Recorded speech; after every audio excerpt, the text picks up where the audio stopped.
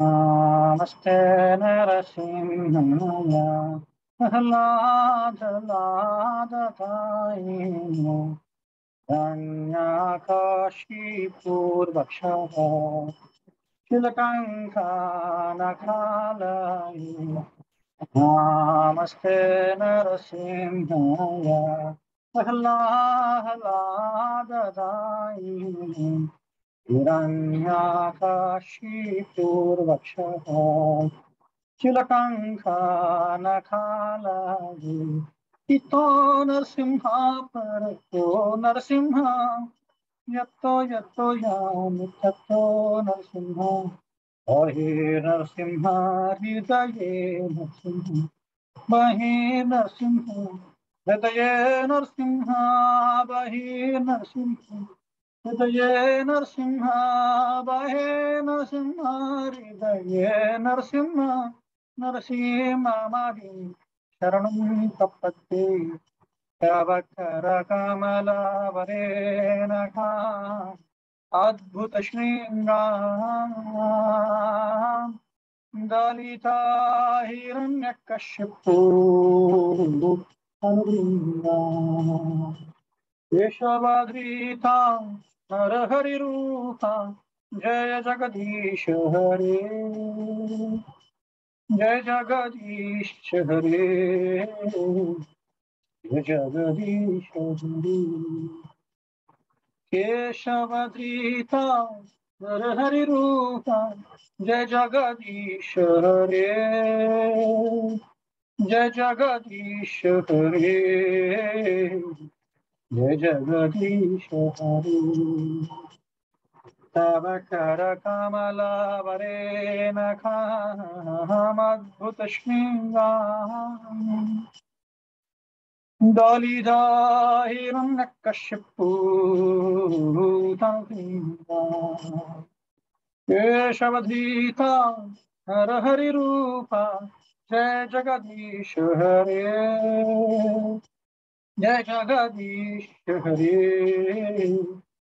जय जगदीश हरे जय नरसिंहदेव नरसिंहदेव नरसिंहदेव जय नरसिंहदेव जय प्रहलाद महाराज प्रहलाद महाराज प्रहलाद महाराज जय प्रहलाद महाराज जय जय प्रभुपाद प्रभुपाद प्रभुपाद जय जय प्रभुपाद जय जय गुरुदेव गुरुदेव गुरुदेव जय जय गुरुदेव सर्वविनाशकर से भगवान की जय भक्त शिरोमणि प्रहलाद महाराज की जय।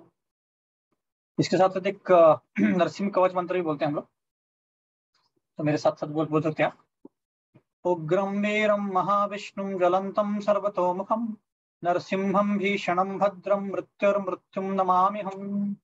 ॐ उग्रं वीरं महाविष्णुं ज्वलन्तं सर्वतोमुखं नरसिंहं भीषणं भद्रं मृत्युर्मृत्युं नमाम्यहम्। ॐ उग्रं वीरं महाविष्णुं ज्वलन्तं सर्वतोमुखं नरसिंहं भीषणं भद्रं मृत्युर्मृत्युर्नमाम्यहम्। ॐ उग्रं वीरं महाविष्णुं ज्वलन्तं सर्वतोमुखं नरसिंहं भीषणं भद्रं मृत्युर्मृत्युर्नमाम्यहम्। ॐ उग्रं वीरं महाविष्णुं ज्वलन्तं सर्वतोमुखं नरसिंहं भीषणं भद्रं मृत्युर्मृत्युर्नमाम्यहम्। ॐ उग्रं वीरं महाविष्णुं ज्वलन्तं सर्वतोमुखं नरसिंहं भीषणं भद्रं मृत्युर्मृत्युर्नमाम्यहम्। ॐ उग्रं वीरं महाविष्णुं ज्वलन्तं सर्वतोमुखं नरसिंहं भीषणं भद्रं मृत्युर्मृत्युर्नमाम्यहम्। ॐ उग्रं वीरं महाविष्णुं ज्वलन्तं सर्वतोमुखं नरसिंहं भीषणं भद्रं मृत्युर्मृत्युर्नमाम्यहम्। ॐ उग्रं वीरं महाविष्णुं ज्वलन्तं सर्वतोमुखं नरसिंहं भीषणं भद्रं मृत्युं नमाम्यहम्।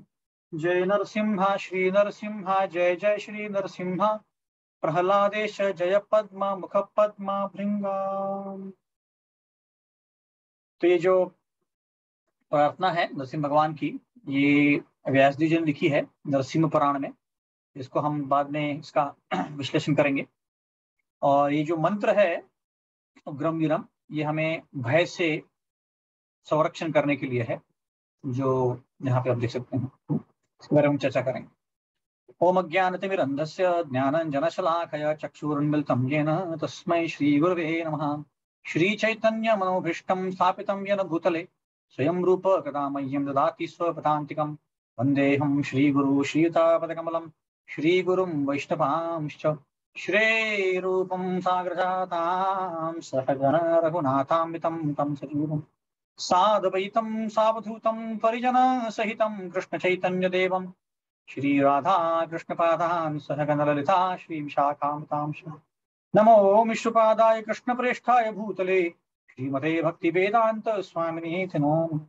नमस्ते सारस्वते देवे गौरवाणी प्रचारिणे निर्विशेष शून्यवादी पाश्चात्य देशतारिणे। वाञ्छाकल्पतरुभ्यश्च कृपा सिन्धुभ्येव च पतितानां पावनेभ्यो वैष्णवेभ्यो नमो नमः। हे कृष्ण करुणा सिंधु दीनबंधु जगत्पते भूपेश गोपिकाकांत राधाकांत नमोस्तुते। तप्त कंचन गौरांगी श्री राधे वृंदावनेश्वरी शुभानुसुते देवी प्रणमामि हरिप्रिय। जय श्री कृष्ण चैतन्य प्रभु नित्यानंद श्री अद्वैत गदाधर शिवासादि गौर भक्तवृंद। हरे कृष्ण कृष्ण कृष्ण हरे हरे, हरे राम राम राम हरे हरे। मूकं करोति वाचालं पंगुं लंघयते गिरिं तत्कृपातमहं वंदे श्रीगुरु दीनतारिणम्। हरे कृष्ण, आप सभी का स्वागत है इस रविवार की कक्षा में। तो आज एक्चुअली बहुत ही शुभ दिन है। आज नरसिम्हा चतुर्दशी है। इसका मतलब है कि आज नरसिम्हा भगवान प्रकट हुए थे बहुत बहुत साल पहले, सतयुग के अंत में, 6वें मनवंतर के युग संध्या में। इसका मतलब है कि जब सत्ययुग खत्म हुआ और त्रेता युग चालू होने वाला था। अभी 7वां मनवंतर चल रहा है वैवस्वत मनु का। ऐसे 14 मनु होते हैं, उसमें से 6ठे मनु में सतयुग के अंत में और त्रेता युग के प्रारंभ में, उसको युग संध्या बोलते हैं। जब एक युग खत्म होता है दूसरा युग चालू होता है, उन दोनों का जो मिश्रण है उसको युग संध्या बोलते हैं। तो ऐसे युग संध्या में उनका अवतरण हुआ था। तो ये हम उसके बारे में चर्चा करते हैं। तो इसके पहले हम चर्चा करेंगे कि इस्कॉन में नरसिम्हा भगवान की स्थापना का और उनकी जो पूजा करते हैं, अर्च विग्रह की सेवा करते हैं, उसका प्रारंभ कैसे हुआ, इसके बारे में हम चर्चा करेंगे पहले, और उसके बाद फिर हम थोड़ा सा नरसिम्हा भगवान की लीलाओं के बारे में चर्चा करेंगे। तो लॉस एंजलिस में एक बार ऐसे हुआ कि जब शिला प्रभुपाद और उनके सहचर मंदिर का स्थापना कर रहे थे और वहां पे बहुत सारे भक्त एकजुटे थे। तो एक दिन किसी ने एक, जिसको हम गाउठी बॉम्ब बोलते हैं, छोटा सा बॉम्ब वहां पे फोड़ दिया लॉस एंजलिस में। कोई जो ईर्ष्यालु लोग थे उन्होंने बॉम्ब फोड़ दिया। तो वैसे तो जीवित हानि कुछ नहीं हुई, पर तब भक्तों को लगा कि ये ऐसे कई बार हो सकता है। और तब प्रभुपाद ने फिर बताया कि एक नरसिम्हा भगवान का उन्होंने फोटो लाया और उसकी स्थापना की उस मंदिर में। तो तब से एक्चुअली कई मंदिरों में, सारे मंदिरों में इस्कॉन के सुबह शाम रोज दोनों टाइम नरसिम्हा भगवान की पूजा होती है और उनकी आरती होती है, ताकि हमारे जो भक्त हैं और हमारे जो मंदिर हैं उनकी रक्षा हो ऐसे लोगों से जो ईर्ष्या करते हैं, और फिर हमारे मंदिर सुरक्षित रहे। ये उसका प्रचलन था और तब से ही चल रहा है, लगभग 1970 के साल से, है ना। तो ये जो हमने मंत्र गाया अभी, उग्रम वीरम, ये नरसिम्हा पुराण में आता है और वहां पे इसका काफी विस्तार में वर्णन है कि कैसे अपने हर भक्तों के हर अंग पे नरसिम्हा भगवान का संरक्षण मिलता है। एक एक अंग के लिए ये जो भक्त है वो प्रार्थना कर रहा है ऐसे। तो ये जो उग्रम वीरम मंत्र है, ये पहली बार चैतन्य महाप्रभु ने सिंहाचलम, जो कि विशाखापट्टनम के पास आता है, वहां पे एक मंदिर में इसको बोला था। तो एक्चुअली एक मिनट, तो तब उन्होंने बोला था और उसके बाद काफी सारे भक्त उसका प्रचलन करते हैं। तो ये मंत्र बहुत पावरफुल है, उग्रम वीरम वाला, खासकर क्योंकि ये ही मंत्र ब्रह्मा जी ने सारे देवी देवताओं को दिया था। और देवी देवताओं को जब रक्षा करना होता है खुद का, तब ये मंत्र का वो मंत्र बोलते हैं ऐसे। तो भगवान नरसिंह जो हैं ये कृष्ण के अवतार हैं, और ये अलग अलग युगों में भक्तों की रक्षा करने के लिए अवतरित होते हैं। जैसे मैंने बताया कि जीव गोस्वामी ने लघु भागवतामृत में छठे मनवंतर में उनका अवतार होता है ऐसे बताया है ना। और वो अलग अलग युगों में अलग अलग स्वरूपों से आते हैं भगवान की रक्षा करने के लिए, भक्तों की रक्षा करने के लिए ऐसे। तो ऐसे उनके कई सारी लीलाएं हैं।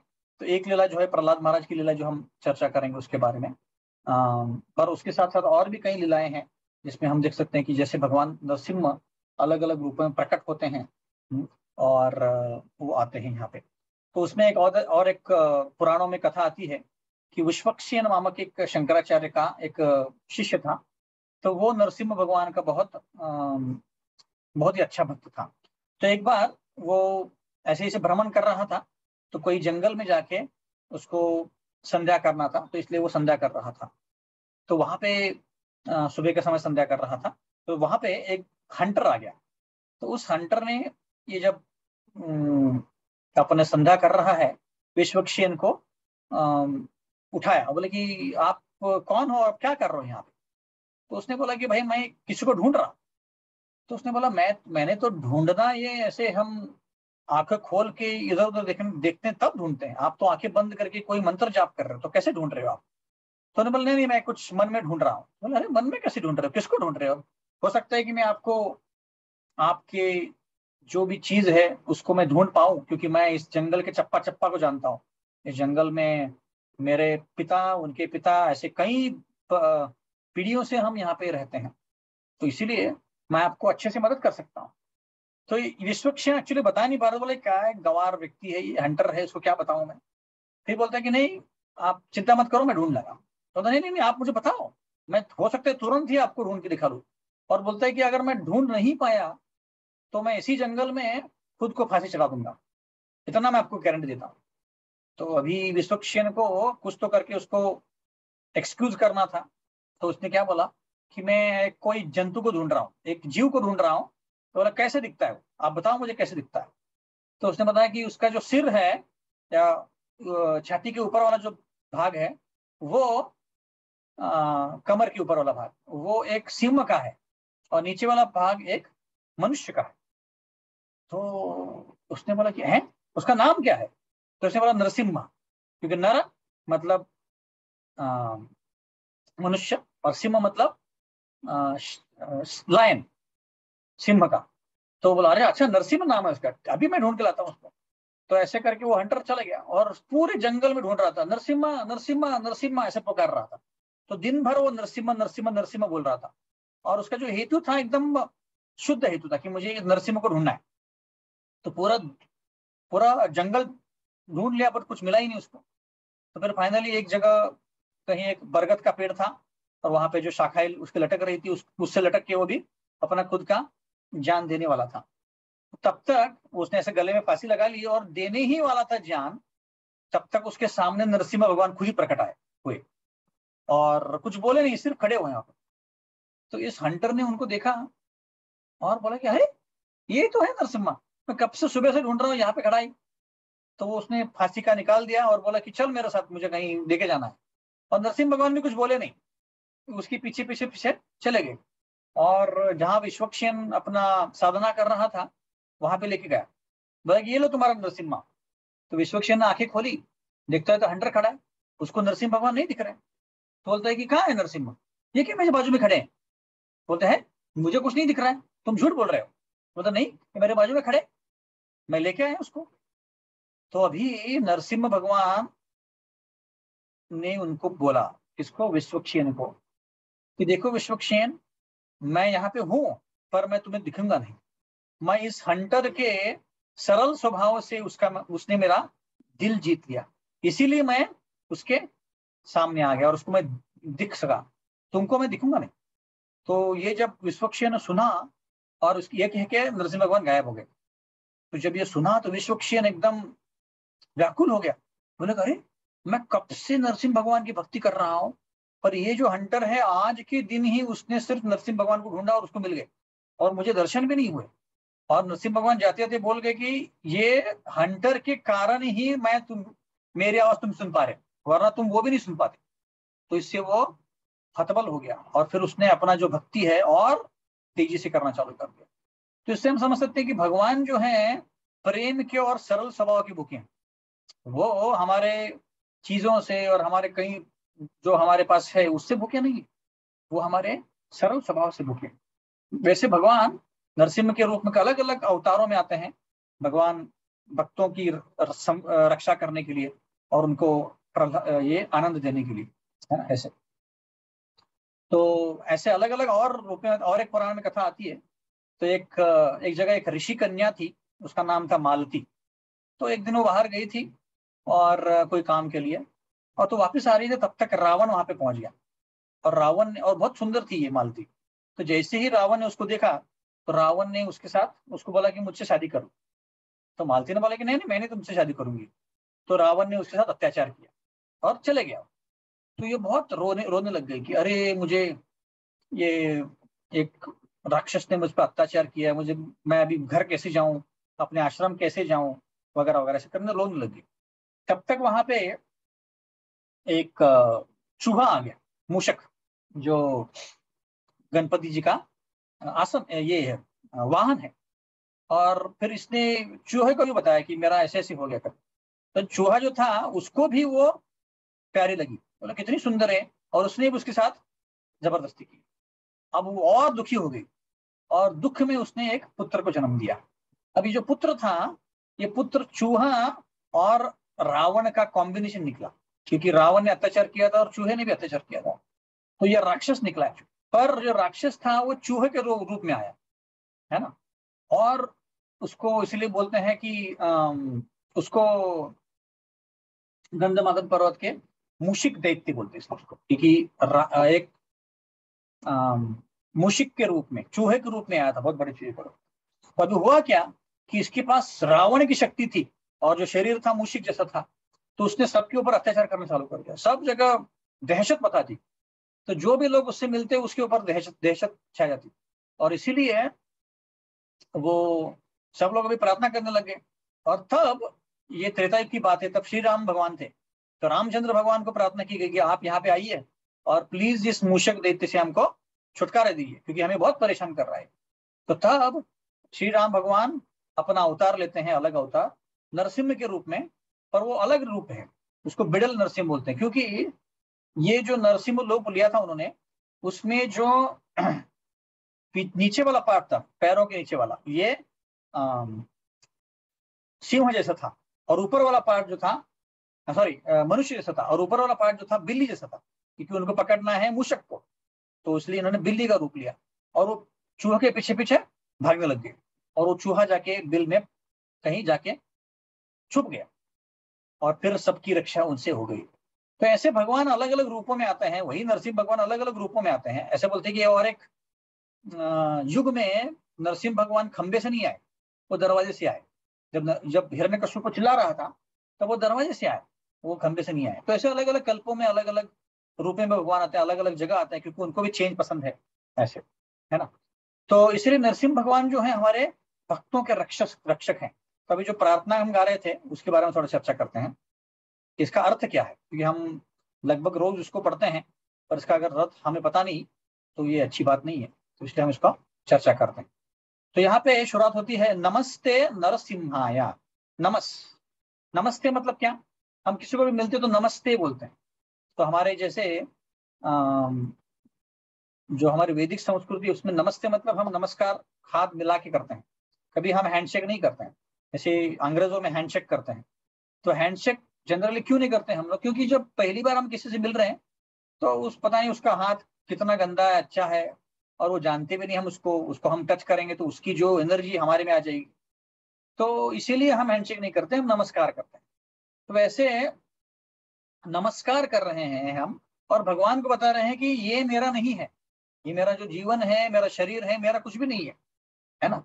तो जब नमस्कार कर रहे हैं, नमस्ते नरसिम्हाय, तो नरसिंह भगवान को हम नमस्कार कर रहे हैं कि मैं जिस अभी अहंकार रूपी इस शरीर में जन्म लिया मैंने, उससे मुझे जो स्वरूप है मेरा सही स्वरूप, जीवेर स्वरूप है कृष्ण नित्य दास, उस स्वरूप की तरफ लेके जाइए।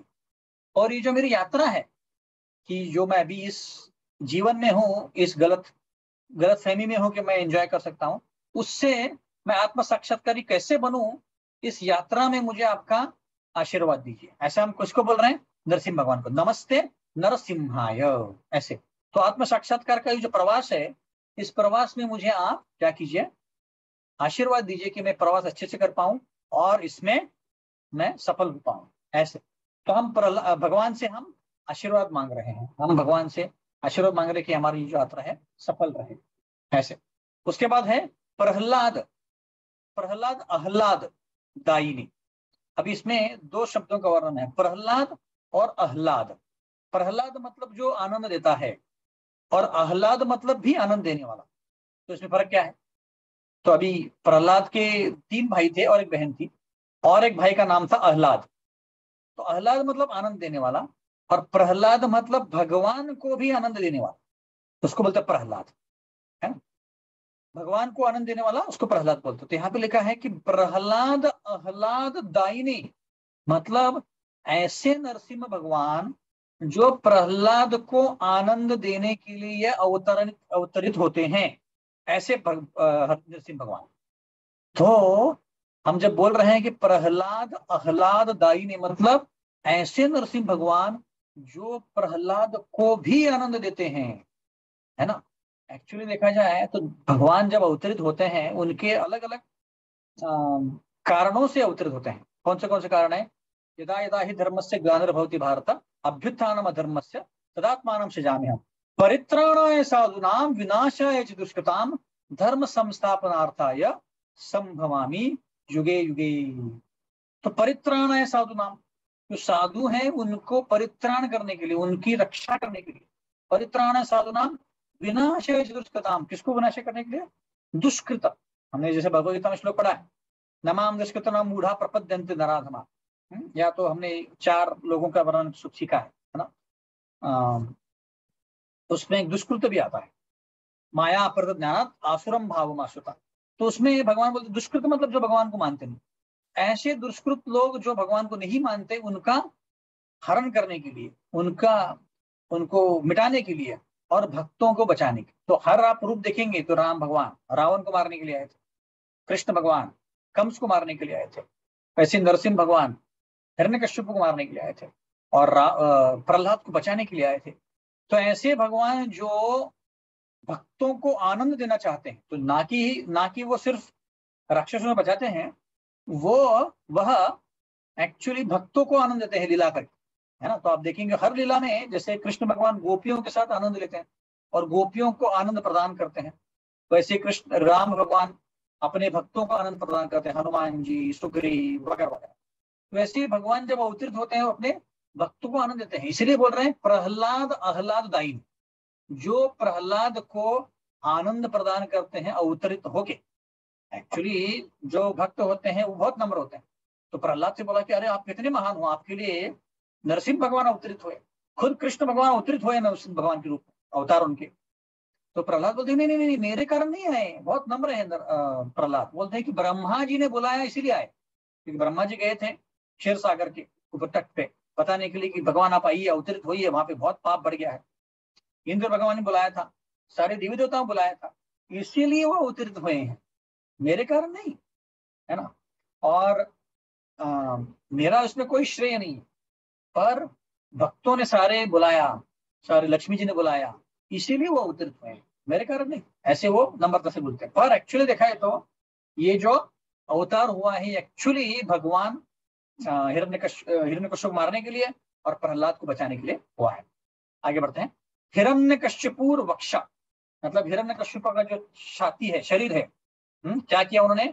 शीदटंक नखाल। हिरण्यकश्यप मतलब, हिरण्य मतलब सोना, और कश्यप मतलब जिसके पास बहुत सॉफ्ट सॉफ्ट बेड है।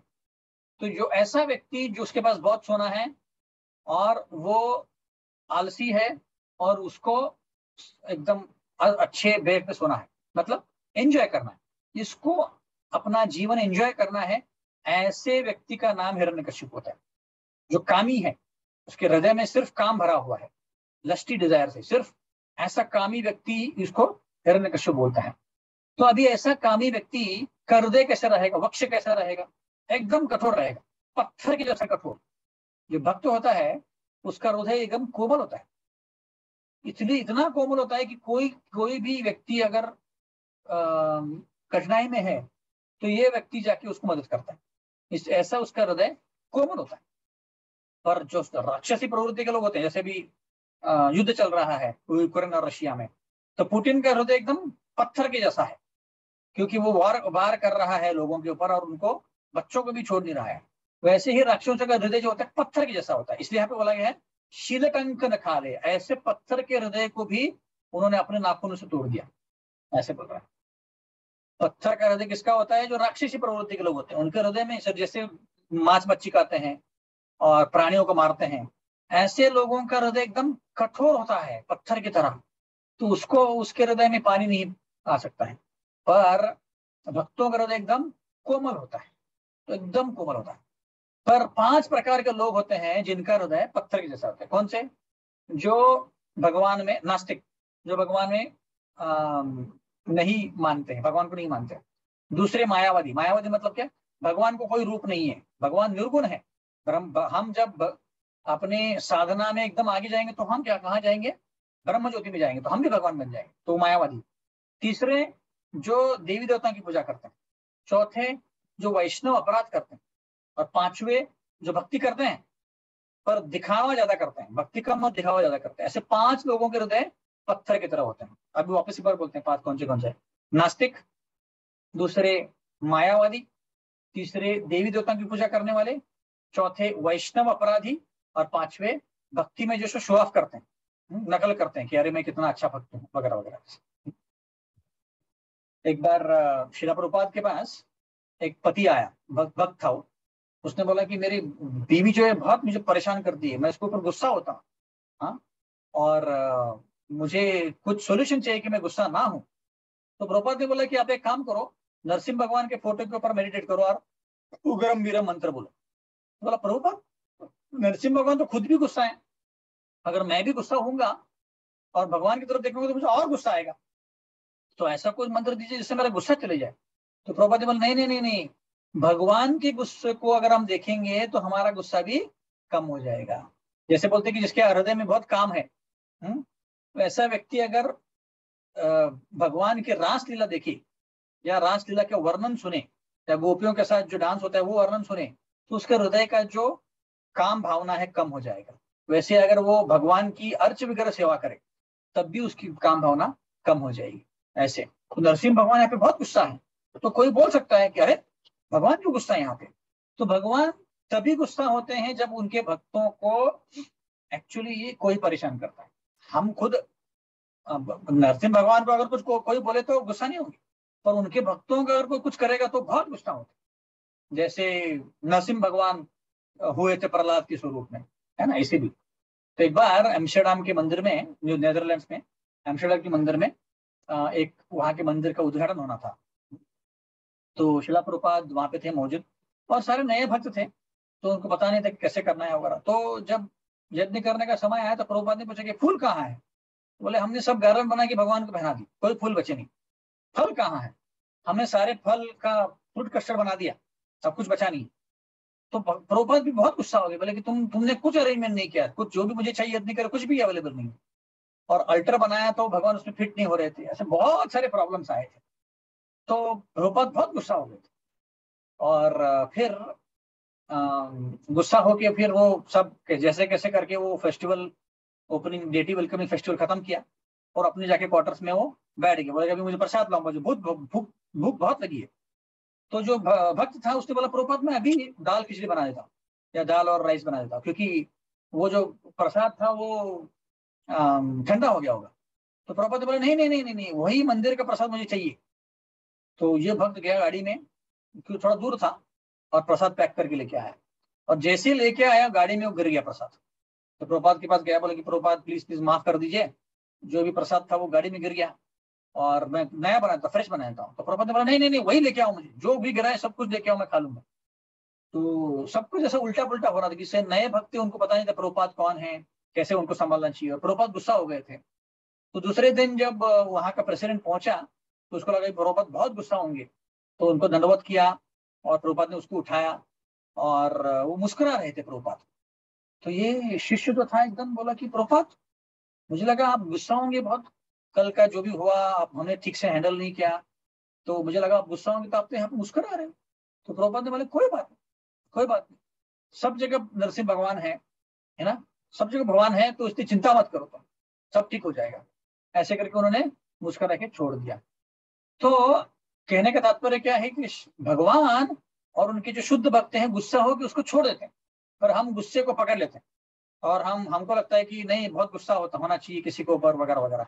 तो इसके कारण क्या होता है कि हमें गुस्सा नहीं होना चाहिए, ये हम सीख सकते हैं इससे। ऐसे ऐसे ठीक है, आगे बढ़ते हैं। तो यहाँ पे लिखा है, तो शिलटंक नखाले मतलब जिसका जो हृदय है पत्थर के समान है और उसको भगवान चीर देते हैं अपने नाखूनों से। ऐसे इतो नरसिम्हा परतो नरसिम्हा मतलब नरसिंह भगवान सब जगह है, यहाँ पे भी है, सब जगह हृदय में भी है, बाहर है, अंदर है, सब जगह। इतो नरसिम्हा परतो नरसिम्हा यत्तो यत्तो यामी ततो नरसिम्हा मतलब नरसिंह भगवान सब जगह है, ऐसी कोई जगह ही नहीं है जहां नरसिंह भगवान नहीं है।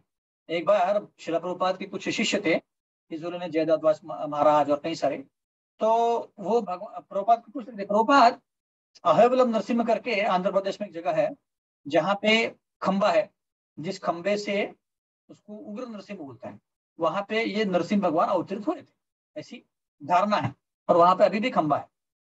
तो इस शिष्य पूछ रहे थे कि प्रभुपाद वो खंबे से जो कृष्ण नरसिंह भगवान अवतरित हुए थे, क्या सही में वहीं से भगवान आए थे कि कहीं और ऐसा आए थे, क्योंकि ऐसी कई जगह हैं जहाँ पे, जैसे मेलकोटे करके एक है, वहां से भी अवतरित हुए जैसे बोलते हैं। तो भगवान प्रभुपाद से पूछते हैं कि वहीं से आए थे कि कहीं और से आए थे। तो प्रभुपाद ने बोला कि एक्चुअली क्या है, आप लोगों ने ऐसे सब प्रश्न पूछने नहीं चाहिए, आप भगवान की आराधना कीजिए और भक्ति कीजिए, ऐसे सब प्रश्न मत कीजिए, इसमें आपको समझ में नहीं आएगा। तो उन्होंने बहुत समझाने का प्रयत्न किया प्रभुपाद को, नहीं प्रभुपाद हमें एक्चुअली एक BTG magazine, back to God जो मैगजीन है उसमें छापना है तो हम अगर कुछ गलत छापेंगे तो अच्छा नहीं रहेगा, तो उससे अच्छा हम आपसे पूछें कि सही में वहां पे आया था क्या। तो प्रभुपाद ने बोला अरे नरसिंह भगवान सब जगह हैं, अहोबिलम में क्या सब जगह यहाँ पे भी हैं, अच्छा तुम क्यों पूछ रहे हो, इतो नरसिम्हा परतो नरसिम्हा यत्तो यत्तो यामी चतो नरसिम्हा सब जगह नरसिंह भगवान है, बहिर्नरसिम्हा हृदय नरसिम्हा मतलब बाहर भी नरसिम्हा है, हृदय के अंदर भी नरसिम्हा है, सब जगह नरसिंह भगवान का वास है, तो तुम चिंता मत करो। ऐसे करके तो एक बार जुहू मंदिर में, वहां की मंदिर की स्थापना हो रही थी, तो वहां के जो अर्च विग्रह हैं उसकी स्थापना हो रही थी। तो अम, तो वहां पे एक पटेल करके एक व्यक्ति थे, काफी डॉक्टर थे वो, काफी बात करते थे प्रभुपाद से, अलग अलग चीजों के ऊपर चर्चा करते थे। तो तब जब इंस्टॉलेशन हो रहा था डिटीज का, तो ये पटेल जी बहुत पूछ रहे थे कि अरे प्रभुपाद हमारे शास्त्रों के अनुसार अर्च विग्रह के जो चेहरा है वो पूर्व की तरफ होना चाहिए, ये इस तरफ होना चाहिए, मंदिर का मुंह उस तरफ होना चाहिए। तो प्रभुपाद ने बोला कि चिंता मत करो, भगवान सब जगह है, तो भगवान का मुंह अगर एक जगह रहेगा तो ऐसा नहीं कि भगवान प्रसन्न नहीं होंगे, सब जगह है भगवान। तो तब उन्होंने बोला था इतो नरसिम्हा परतो नरसिम्हा यतो यतो यामी ततो नरसिम्हा। तो वैसे देखा जाए तो भगवान, तो प्रभुपाद बोलते हैं कि भगवान जो है वो आपके प्रेम के भूखे हैं, ये देखते नहीं कि आपने उनका मुंह कहाँ किस साइड किया। अगर आप अच्छे से प्रेम करोगे, उनकी आरती वगैरह की सेवा करोगे, तो भगवान खुश हो जाएंगे, तुम चिंता मत करो। ऐसे करके उन्होंने झटका दिया उनको। तो ऐसे अलग अलग जगह भगवान है, सब जगह है।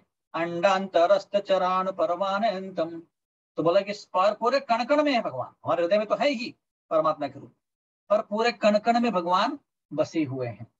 इसीलिए इतो नरसिम्हा परतो नरसिम्हा।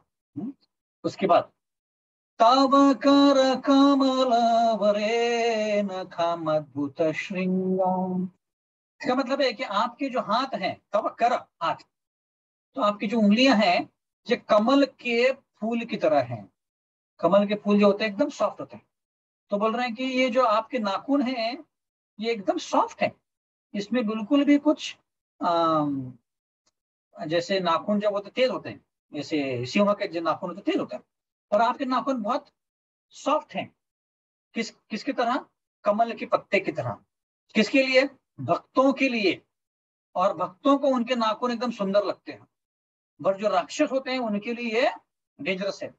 एक जो नाखून है वो तलवार की धार की तरह है या चाकू की धार की तरह है, वो सह नहीं सकते हैं। इसलिए यहां बोला है तव कर कमल वरे नखाम, मतलब आपके नख जगह से हैं, नाखून की तरह नहीं है, वो तो एकदम सॉफ्ट है। अद्भुत श्रृंगाम, एकदम सुंदर दिखते हैं।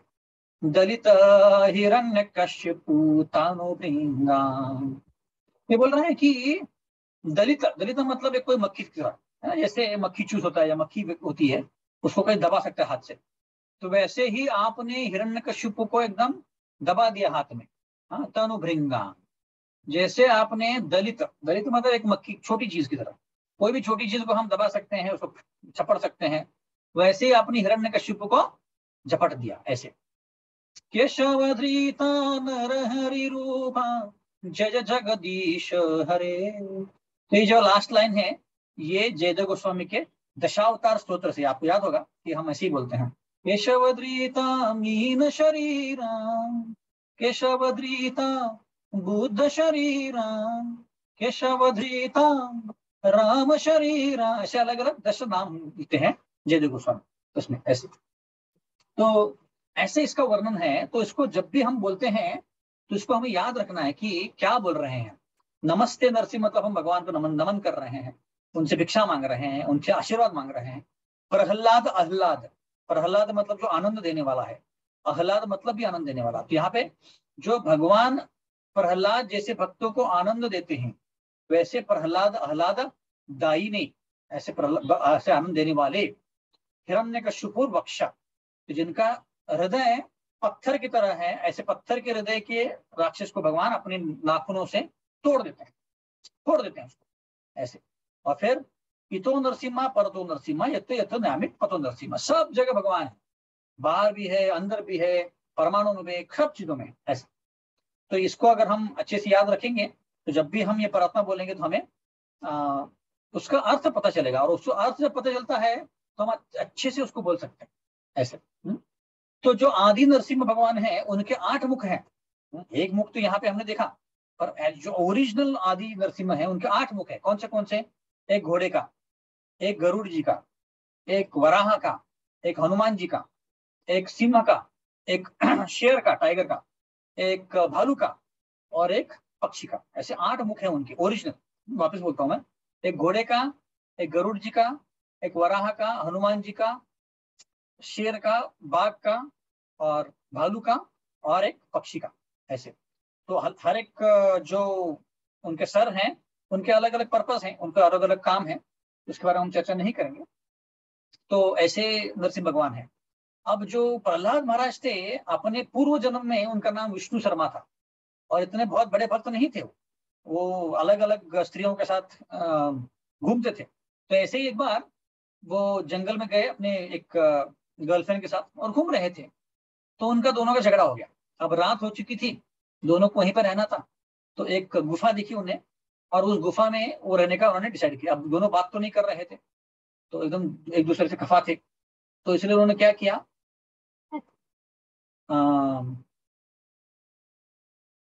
वही गुफा को साफ सुफ किया और वहीं पे सो गई। अब दोनों भूखे थे और एक दूसरे से खफा भी थे, तो कुछ बात नहीं हुई। वहां पे सेवा किया और कुछ खाए बिना सो गए, तो इसका मतलब व्रत हो गया।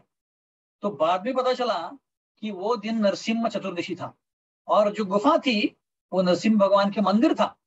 और क्योंकि इन्होंने कुछ खाया नहीं, कुछ पिया नहीं, कुछ बोला नहीं, उपवास किया और रात को सो गए वहीं पे, इसीलिए वही विष्णु शर्मा अगले जन्म में प्रहलाद बन गए ऐसे। तो उनको बहुत सारा आध्यात्मिक क्रेडिट मिला और वो प्रहलाद बन गए। और उनको, हमको पता स्टोरी कि वो कैसे उनका जन्म हुआ वगैरह वगैरह। तो ऐसे नरसिम्हा चतुर्दशी के दिन अगर हम प्रहलाद के बारे में दिन भर सुनेंगे, उनके बारे में कथा करेंगे, तो हमें भी कृष्ण भक्ति मिलेगी, है ना ऐसे। तो अम, हम थोड़ा सा अभी हिरण्यकश्यप का कैसे जन्म हुआ, प्रहलाद महाराज का कैसे जन्म हुआ, इसके बारे में थोड़ा चर्चा करेंगे ये 15-20 मिनट। आप सबको कथा पता है, इसलिए मैंने पूरी कथा नहीं बताई। तो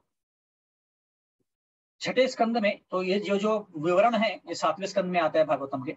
छठे स्कंद में सुखदेव गोस्वामी परीक्षित महाराज को दिति, जो कि सारे राक्षसों की या दानवों की माँ है, उसके और इंद्र के एक एपिसोड के बारे में चर्चा कर रही है।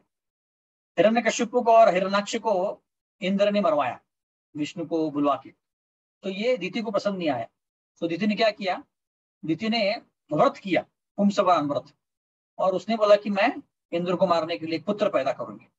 पर जब कश्यप जी को पता चला तो उन्होंने क्या किया, उसको भक्ति करने के लिए बोला। तो जब वो भक्ति कर रही थी तो इंद्र को समझ में आ गया कि ये मुझे मारने के लिए एक व्रत कर रही है जिससे पुत्र पैदा होगा। वो आए और उनकी सेवा की, और उनके पेट में जो गर्भ था उसको उसके 39 टुकड़े कर दिए, 49 टुकड़े कर दिए उसको, और पता चला कि वो मरुद बन गए। तो दोनों को पता चला, अभी इंद्र को पता था कि ये मुझे मारने वाली है, और दिति को पता चला कि इंद्र ने अपने बच्चों को मार दिया, मारा नहीं, उनको अलग अलग हाफ बाप बना दिया। तो 49 बन गए वो, 49 मरुत। तो तब जाके अभी सुखदेव गोस्वामी को परीक्षित महाराज पूछ रहे हैं कि हिरण्यकश्यपु को और हिरण्याक्ष को मारने के लिए भगवान ने इंद्र को बचाया, और या इंद्र का साइड लिया। तो भगवान ऐसे क्यों करते हैं? मैंने तो सुना था कि वो एकदम न्यूट्रल है। हाँ, समोहम सर्वभूतेषु न मे द्वेषस्तु न प्रिया, ऐसा बोलते भगवान भगवदगीता में, कि मैं सबके लिए सेम हूँ, मैं किसी का द्वेष नहीं करता हूँ, किसी से प्रेम नहीं करता हूँ। हाँ, समोहम सर्वभूतेषु न मे द्वेषस्तु न प्रिया, मैं किसी का द्वेष नहीं करता हूँ, प्रेम नहीं करता हूँ।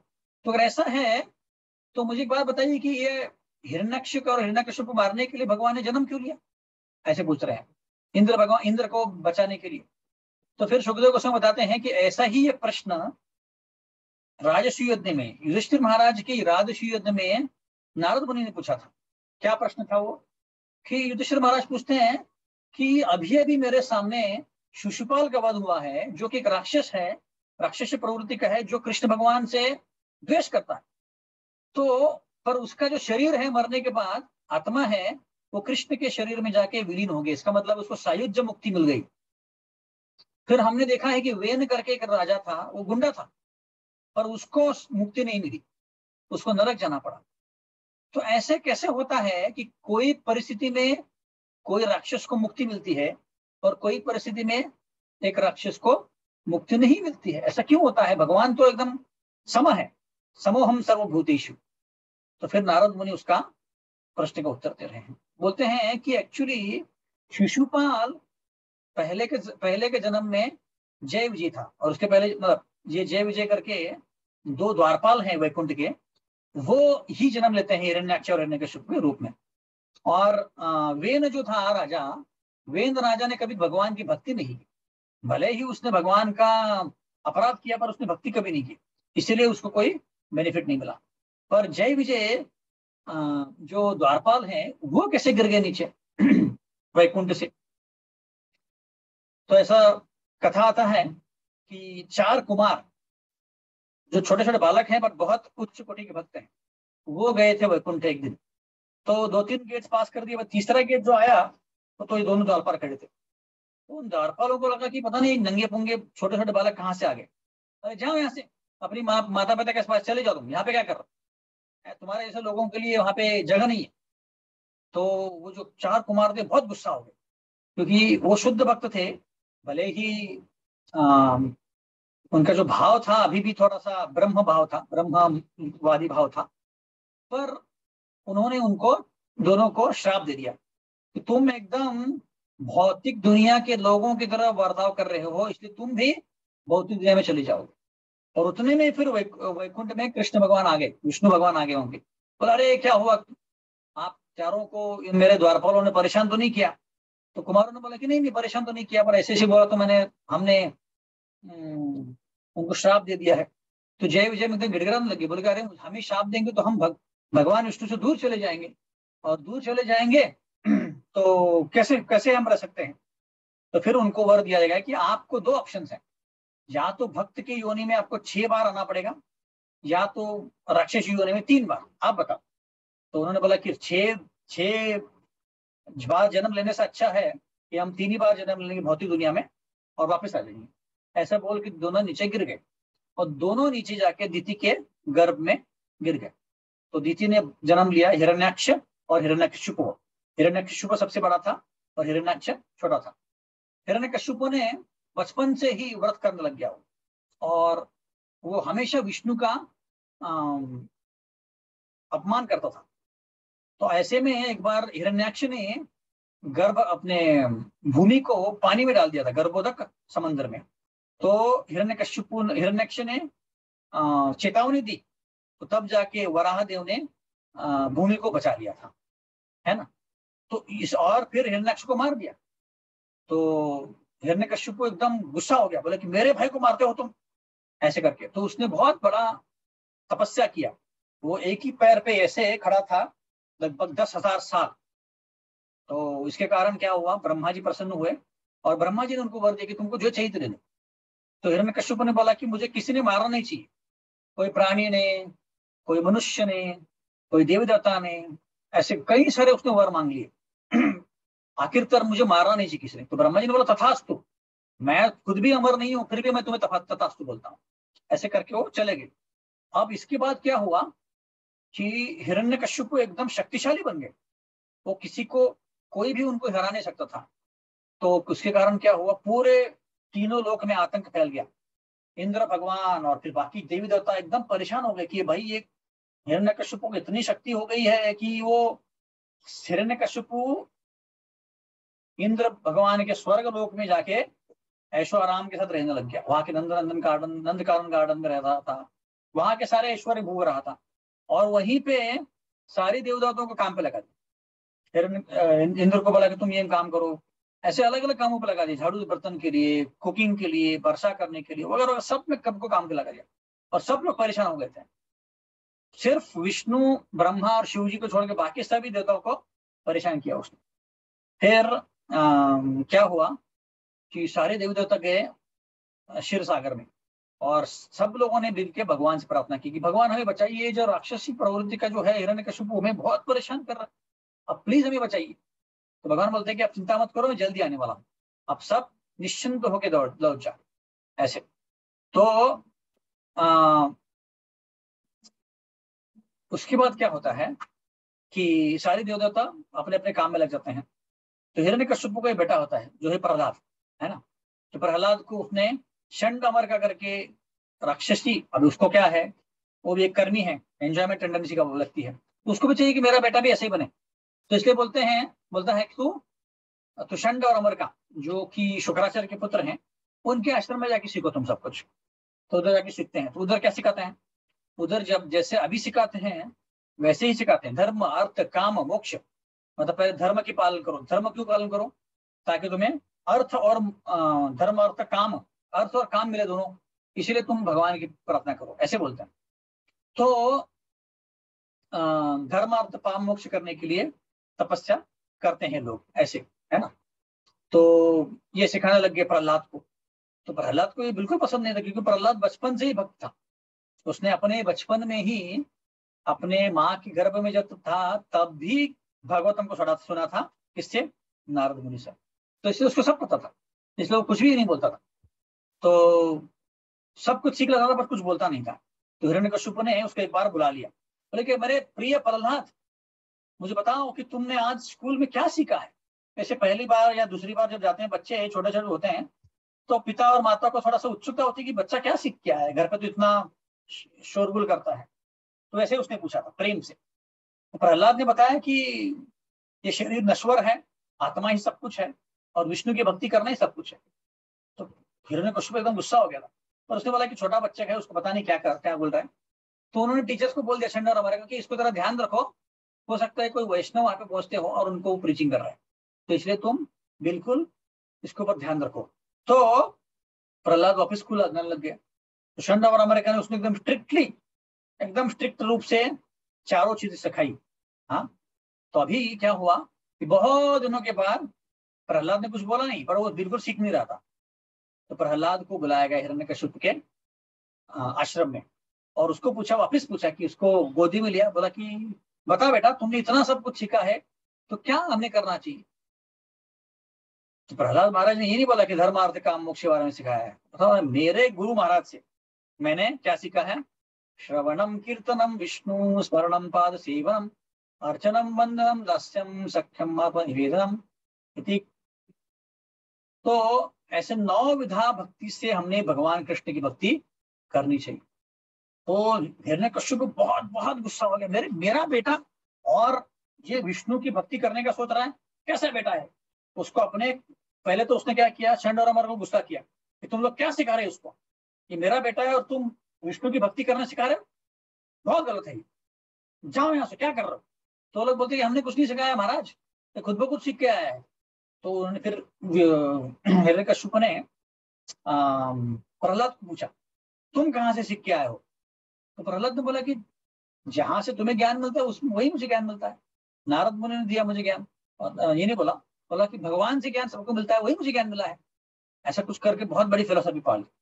तो हिरण्यकश्यप बहुत गुस्सा हो गया, उसने एक्चुअली प्रहलाद को अपने गोद से ढकेल दिया नीचे और बोला कि इसको जाके मारो सब लोग। तो उनको प्रहलाद महाराज को कई चीजों से मारने का प्रयत्न किया, हाथी के पैर के नीचे दिया, तलवारों से मारने का प्रयत्न किया, जो सांपों का बेड़ होता है उसमें डालने का प्रयत्न किया, पर्वतों से नीचे फेंकने का प्रयत्न किया, तेल जहां पे बॉईल हो रहा था उसके अंदर डालने का प्रयत्न किया, बहुत हजारों तरीके से मारने का प्रयत्न किया, पर प्रहलाद को एक भी खरोच भी नहीं आई। क्यों? क्योंकि प्रहलाद इतना शुद्ध भक्त था कि भगवान हर परिस्थिति में उसको बचा रहे थे, कोई भी परिस्थिति में भगवान उसको बचा रहे थे ऐसे। तो इसलिए प्रहलाद को कुछ भी नहीं हुआ। और ये देख के हिरण्यकश्यप का खून और भी जलने लग गया, बोला अरे मैं इतना त्रिलोकेश्वर हूं और ये मेरा छोटा सा बच्चा, इसको बिल्कुल भी कुछ फर्क नहीं पड़ रहा, इतना हम मारने का प्रयत्न कर रहे हैं, क्या ये? तो तब ऐसे करके अलग अलग फ्रस्ट्रेट हो गया वो। तो चंड और अमर ने बोला कि चिंता मत करो, इतना बड़ा चीज नहीं है, हमारे पिताजी जब आएंगे शुक्राचार्य वो कुछ सोल्यूशन निकालेंगे, अभी के लिए हम अपने स्कूल में लेके जाते हैं। ठीक है, तो स्कूल में लेके गए और स्कूल में प्रहलाद महाराज अपने फ्रेंड्स को सिखाते थे कि भक्ति कैसी करनी है। ऐसे उन्होंने बोला कि कौमाराचरित प्राज्ञो धर्मान भागवतामि, हम ऐसे बोल रहे थे कि बचपन से ही भक्ति करनी चाहिए, हमारा जो समय है कोई भी चीज में बीत जाता है, इसलिए अच्छा है कि बचपन से भक्ति करो और जब तक 100 साल की उम्र के हो जाओ तब तक भक्ति दृढ़ हो जाएगी।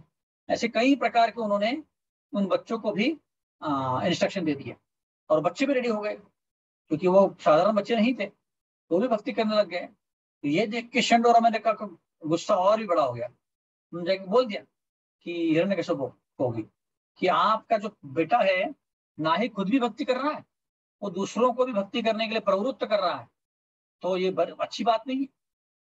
तो हिरण्यकश्यप ने तुरंत बुला लिया प्रहलाद को और उसको बोला कि तुम्हारे शरीर में कौन सा खून दौड़ रहा है, कौन सा नालायक पुत्र तुम्हारे हमारे वंश में जन्मे हो? तो प्रहलाद कुछ नहीं बोले ऐसे। तो भगवान हिरण्यकश्यप ने बोला कि तुम्हारे भगवान कहाँ पे है, कहाँ से तुम्हारे को ये इतनी शक्ति आती है? प्रहलाद ने बोला कि तुमको जहां से शक्ति आती है ना, वही शक्ति मुझको आती है। तो फिर उन्होंने क्या किया कि बोला कि ये खंबे में भगवान है क्या तुम्हारे? क्योंकि बाकी सब जगह बोल रहे हैं, तो खंबे में है क्या?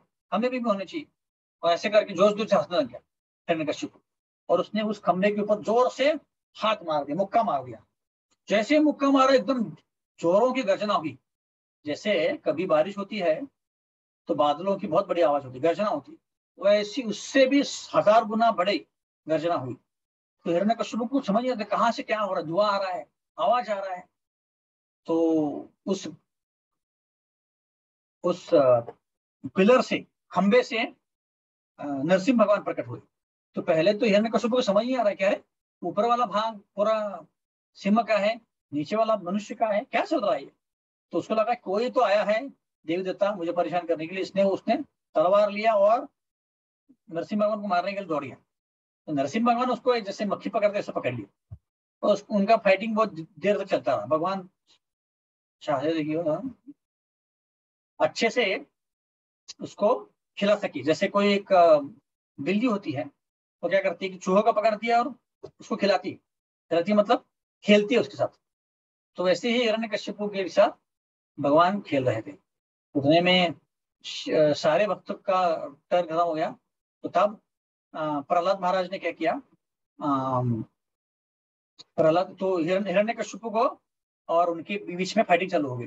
तो नरसिंह भगवान ने क्या किया, हिरण्यकशिपु पकड़ा और उसको अपने जांग में बिठा के वो जो हॉल था उन दोनों के बीच में, दरवाजे के बीच में रख के उनका जो पेट है अपने नाखूनों से फाड़ दिया ऐसे, इसलिए बोलते शिलट अंक निकाले। और फिर उनका जो इंटेस्टाइन था निकाला और गले में डाल दिया, और उसी के जो सिंहासन था उसके ऊपर जाके बैठ गया। तो बैठ गए नरसिंह भगवान, सारे देवी देवता खुश हो गए और देखने लग गए बोले, और सब लोग एकदम प्रार्थना करने लग गए। पर कितनी भी प्रार्थना करो नरसिंह भगवान बिल्कुल भी शांत नहीं हो रहे थे, एकदम गुस्से में थे ऐसे। तो सब लोग डर गए थे, बोले कि इनका अभी कैसे हम शांत करें भाई, सब प्रार्थना कर रहे थे। पहले तो उन्होंने लक्ष्मी जी को बोला कि लक्ष्मी जी आप जरा बताइए इनको, है ना। तो फिर लक्ष्मी जी ने बोला कि नहीं भाई, मैं मेरे भरे ही पति हो ये, पर मैं कभी भी इनसे मिली नहीं हूँ ऐसे, ये तो खूंखार रूप मैंने दिखा नहीं, मैं नहीं जाऊंगी साथी इनके सामने। तो फिर ब्रह्मा जी ने प्रहलाद को बोला कि प्रहलाद तुम जाओ और तुम्हारे भगवान को शांत करो। प्रहलाद जी गए और उन्होंने दंडवत डाला। प्रहलाद को देख के नरसिंह भगवान एकदम शांत हो गए और उनको उठाया ऊपर अपने गोद में रखा और बोला कि तुम्हें क्या चाहिए प्रहलाद। प्रहलाद ने बोला कि भगवान मैं कोई बिजनेसमैन तो नहीं कि आपसे कुछ मांगने के लिए आया हूँ, मैं जो भी कर रहा हूँ आपकी भक्ति के लिए कर रहा हूँ ऐसे। और बहुत सुंदर सुंदर प्रार्थनाएं उन्होंने बोली ऐसे। तो ये नरसिंह भगवान जो आते हैं अलग अलग रूपों में आते हैं भगवान, भक्तों को बचाने के लिए और भक्तों की इच्छा पूरी करने के लिए।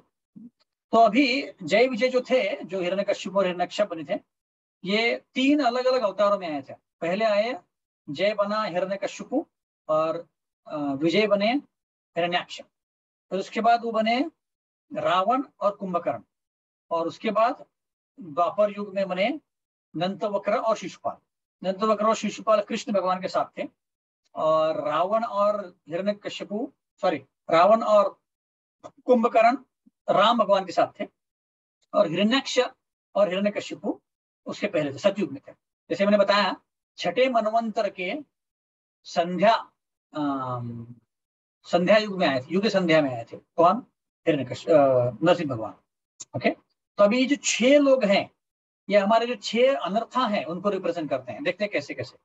हिरण्यकश्यप जो था एकदम उसको मद था, मद मतलब प्राइड, मैं बहुत महान हूं, मुझसे महान कोई नहीं है ऐसे। तो वो मद का रिप्रेजेंटेशन करता है। हिरण्याक्ष लोभी था, उसको पूरी तीनों लोग जीतना था, कितना भी कम उसको सब कुछ कम पड़ रहा था, इसलिए लोभी है। तो लोभ का प्रतिनिधित्व करते हैं हिरण्याक्ष। फिर रावण जो था एकदम कामी व्यक्ति था, जो भी दिखता उसको अत्याचार करता था, इसलिए काम जो है ये रावण रिप्रेजेंट करता है। फिर कुंभकर्ण जो था सिर्फ खाता था सोता था, खाता था सोता था, इसलिए वो मोह का रिप्रेजेंट करता है, प्रतिनिधित्व करता है, क्योंकि मोह मतलब इल्यूजन, मोह मतलब मैं शरीर हूं, इसीलिए। फिर दंतवक्र जो था जो बहुत गुस्सा होता था कृष्ण के ऊपर खासकर, इसलिए वो क्रोध को प्रतिनिधित्व करता है। और शिशुपाल जो था कृष्ण से बहुत मत्सर करता था। जैसे ही उसका जन्म हुआ शिशुपाल का, उसने कृष्ण को ही गाली देना चालू कर दिया, और कुछ नहीं बोला, वो कृष्ण को गाली देना चालू कर दिया। तो ये ऐसे 6 अनर्था, इन 6 लोग जो हैं जो जय विजय से अवतरित हुए हैं उनसे एक्चुअली प्रतिनिधित्व करते हैं ये 6 चीजों का ऐसे। तो आज के दिन हम भगवान को याद करके अच्छे से भक्ति में प्रार्थना कर सकते कि हमारे सारे अनर्थ निकल जाए, हमारे हृदय में भगवान के लिए भक्ति लता बीज उत्पन्न हो। कभी भी हम वैष्णव का अपराध नहीं करें, हम भक्ति बहुत अच्छे से करें, ऐसे करें कि हम इसी जन्म में स्वर्ग लोग जाने के बजाय भगवान के धाम पहुंच जाए। तो आज का बहुत बहुत शुभ अवतरण दिन है। तो आज अगर मंदिर आप जा सके तो अच्छा है, नहीं जा सके तो घर में ही प्रार्थना कर सकते हैं। ज्यादा जप कीजिए, ज्यादा भागवतम पीजिए, 7वां स्कंद पढ़िए और अपना दिन अच्छे से। ठीक है, हरे कृष्णा। कोई प्रश्न है किसी को?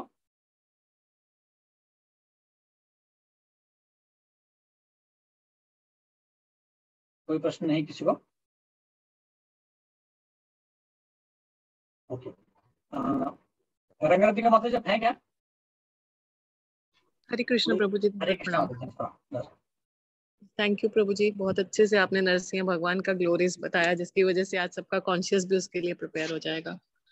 प्रभु जी अनाउंसमेंट तो कुछ नहीं है, बस अभी कुछ क्लासेस नए हैं क्या लोग, देख सकते एक बार।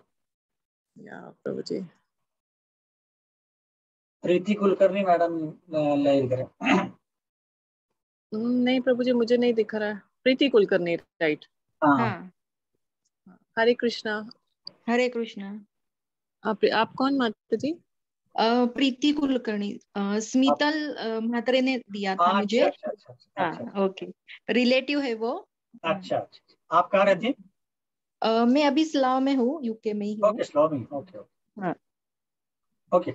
Welcome to the program, thank you. Thank you. और प्रभु तो जी, कोई नया नहीं ना? विजय करके भी है, विजय। विजय, विजय प्रभु हाँ जी। विजय, विजय प्रभु जी कोई है? हरे कृष्णा प्रभु, मैं हूँ अच्छा विजय विजय, प्रभु। अच्छा प्रभु, हरे कृष्णा। हरे कृष्णा, मैं जय विजय का विजय हो गया। थैंक यू, बीच थैंक बीच में आता हूँ, बीच बीच में जाता हूँ। थैंक यू जानी, हरे कृष्णा। यस, हरे कृष्णा। ओके, तो सभी को